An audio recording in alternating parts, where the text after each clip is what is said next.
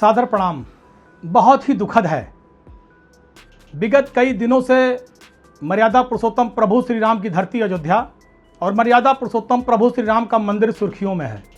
Channel, TV, social media, हर जगह मर्यादा पुरुषोत्तम प्रभु श्री राम के मंदिर में हुई डकैती और लूट की चर्चा है।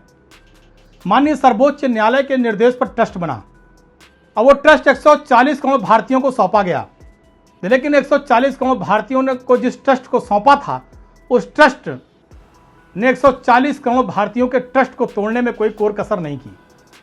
लगातार हम सारे लोग आवाज उठा रहे हैं। सबसे पहले माननीय राष्ट्रीय अध्यक्ष आदरणीय अखिलेश यादव जी ने इस राम मंदिर में पड़ी हुई डकैती के खिलाफ आवाज उठाई। कल सूचना मिली कि 8 लोगों के खिलाफ एफआईआर की गई।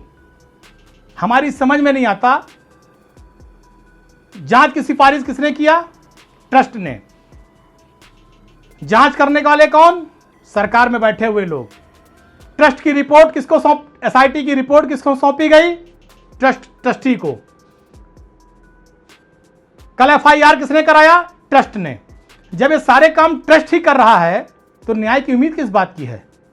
जिन पर आरोप लगा है डकैती का, जिन पर यह आरोप लगा है कि जिनके संरक्षण में डकैती हुई है, जिनके संरक्षण में चढ़ावा लूटा गया है, जिनके संरक्षण में गहने आभूषण गायब हुए हैं, उनका तो कहीं नाम ही नहीं है।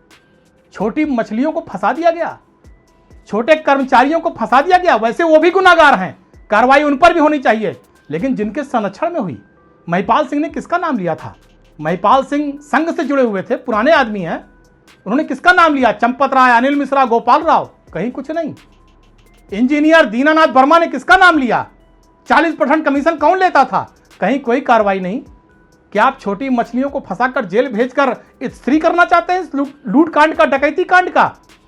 आज 140 करोड़ भारतीय घर घर में इस डकैती और लूट की चर्चा हो रही है। सरकार आपकी, केंद्र में सरकार आपकी, संरक्षण आपका। अगर आप इसको दबा भी देंगे तो आप जान लीजिएगा ये डकैती, ये लूट जन जन की आवाज बन चुकी है। और अगर ये कांड खुला है तो मर्यादा पुरुषोत्तम प्रभु श्री राम ने इस डकैती को खुद खोला है। अगर सरकार न्याय नहीं करेगी, माननीय मुख्यमंत्री जी आए थे, बोल के गए थे दूध का दूध पानी का पानी कर देंगे, लेकिन आज दूध का दूध और पानी का पानी कहीं कुछ नहीं दिख रहा है। सिर्फ यह दिख रहा है कि छोटी मछलियों की कुर्बानी देकर बड़े मगरमच्छों को बचाने की पूरी तैयारी है।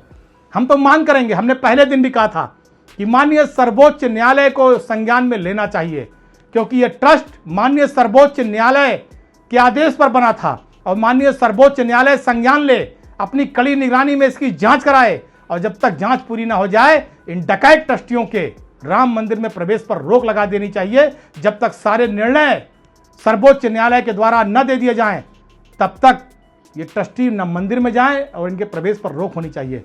लेकिन जिस तरह से कल 8 लोगों के एफआईआर हुई है, बड़े लोगों को छोड़ा गया है, ये बहुत दुखद है।